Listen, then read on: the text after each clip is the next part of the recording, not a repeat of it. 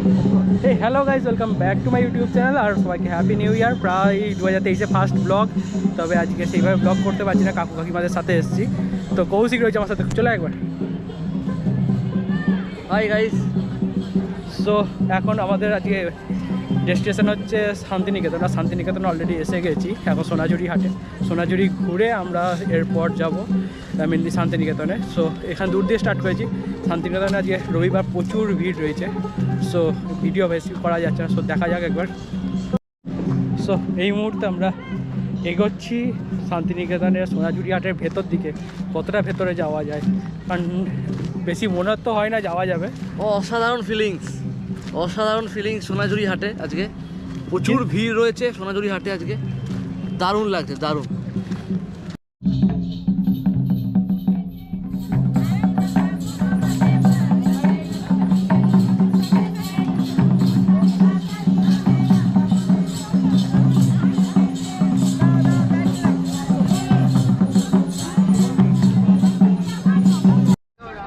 হাটে দেখতে পাচ্ছেন মোটামুটি সব রকমের জিনিস।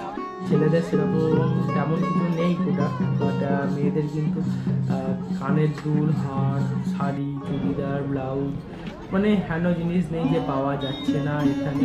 তো সব রকম জিনিস আছে এখানে। বাউল গান আছে, তার সাথে আদিবাসী নৃত্য আছে, আপনারা সব কিছু উপভোগ করতে পারবেন।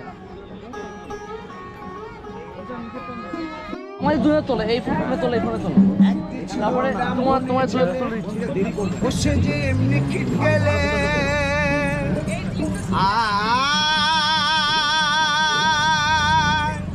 বিদিত করে ধোপার মে পা ধুয়ে খেলে দাদা গো, পা ধুয়ে খেলে। আমাদের তাহলে একটা স্পট ঘোরা কমপ্লিট, এরপর যাবো কোপাই নদী, তাই তো? এরপর কোপাই নদী। চ, তার আগে কিছু পেটে খাবার দাবার ফেলতে হবে, নাহলে আর চলছে না। যদি সোনাঝুরি হাটে ঘুরতে ঘুরতে খিদে পেয়ে যায়, খাওয়ার কোনো অসুবিধা নেই। বাইরের দিকে আপনারা আখের জুস, লেবুর জুস, সারা পিৎজা, মোমো আর চিকেনের ভ্যারাইটিস আইটেম সব কিন্তু রেডি। মানে স্ট্রিট ফুড, রেস্টুরেন্ট নেই এখানে, বাট সমস্ত কিছু পাওয়া যাচ্ছে, আপনারা চাইলে খেতে পারেন।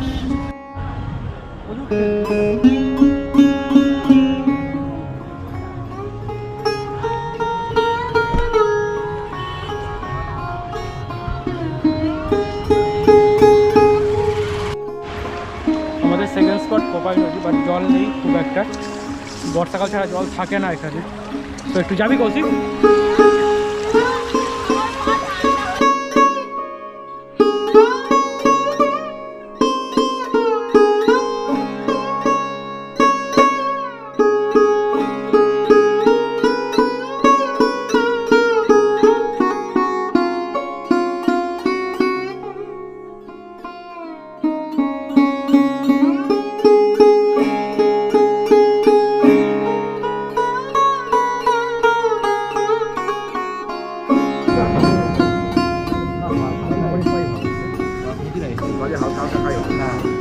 সবজিগুলো খাও, সব কিছু করে এবং সঙ্গে 3টি নড়ি পাথর এবং এখানে বসালেন বসিয়ে 3টি নড়ি পাথরের 3টি ধাপ বানাবে। তাই থেকে মসজিদ পথের টিচার বা দিদিমণি বসেন এবং বাড়ি থেকে ছাত্রছাত্রীরা আসন নিয়ে এসে মাটির মধ্যেই বসে ক্লাস করে। এখানে নার্সারি ক্লাসটা হয়। সোজা তাকান, দূরে কিছু জায়গা দেখা যাচ্ছে, ওখানে 1 থেকে 10 অবধি এখনো পর্যন্ত গাছের নতুন আমাদের ভারতবর্ষের যিনি প্রধানমন্ত্রী, তিনি হবেন এখানকার আচার্য। এটা বরাবর শান্তিতে বসে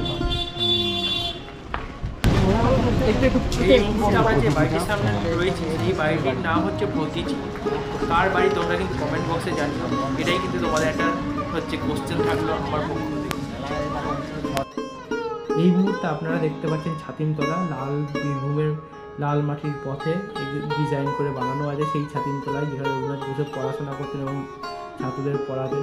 এই সেই ছাতিমতলা, এখানেও তাই। আর ঢুকতে দেওয়া হয় না, গেট করে দিয়েছে। গেটে এক গ্রাম ছেড়ে আরেক গ্রামে সপরিবারে চলে যাচ্ছে। স্বামী স্ত্রী, স্বামীর কাঁধে বাঘ, বাঘের মধ্যে বাচ্চা, পেছনে বাঘে মালপত্র, স্ত্রীর মাথায় ঝুড়ি, ঝুড়ির ওপরে মাদুর বা কালায় যাবে।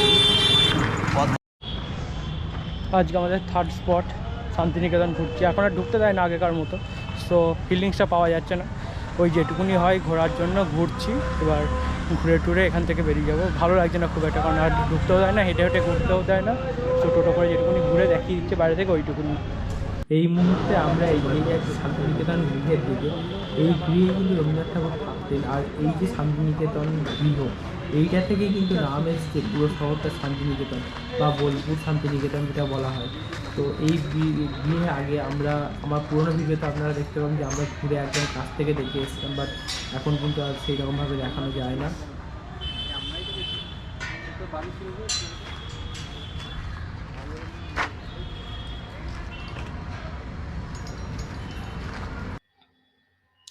এই মুহূর্তে আমরা রয়েছি প্রার্থনা গৃহের সামনে। এখানে প্রত্যেক দিন কাউকে ঢুকতে দেওয়া হয় না, শুধুমাত্র বুধবার সমস্ত ছাত্রছাত্রীদের সাদা পোশাকে এখানে ঢোকবার পারমিশন দেওয়া হয়।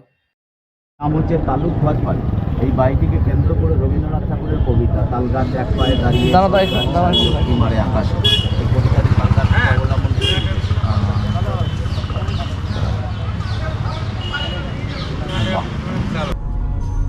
সাপোর্ট দিয়ে আমাদের শান্তিনিকেতন ঘোরা আজকের মতো সম্পূর্ণ। আমরা এখন ফিরে চলেছি বাড়ির উদ্দেশ্যে। যারা কলকাতা থেকে গাড়ি বা বাইক নিয়ে আসবার চেষ্টা করছেন তাদেরকে বলে রাখবো, অনেকভাবেই হয়তো বোলপুর বা শান্তিনিকেতন আসতে পারে, কিন্তু সবথেকে ভালো রুট বা রাস্তা হলো এই কিন্তু ওরগ্রাম হয়ে যে রাস্তাটা, মানে বর্ধমান হয়ে 108 শিব মন্দিরের সামনে দিয়ে যে রাস্তাটা ওরগ্রাম হয়ে বোলপুর ঢুকছে, সেই রাস্তা কিন্তু এখন বাটারি স্মুথ। আপনারা চাইলে এই রাস্তা ধরেই আসতে পারেন।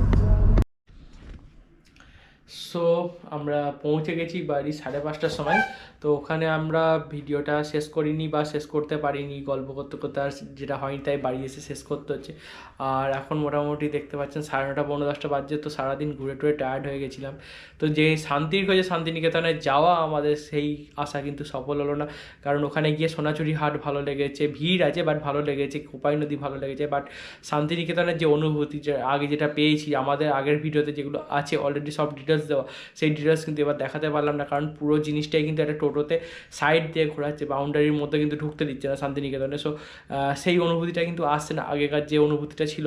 গাড়ি ঘোড়া জ্যামের মাঝখান দিয়ে ওই টোটো ড্রাইভার কিছু একটু বলে দিচ্ছে, ব্যাস ওইটুকুনি। সো আপনারাও যদি চান এখন তাহলে ওইভাবেই দেখতে হবে শান্তিনিকেতন। তো ওইভাবেই আমি দেখিয়েছি যে এখনকার অবস্থা কীরকম শান্তিনিকেতনে।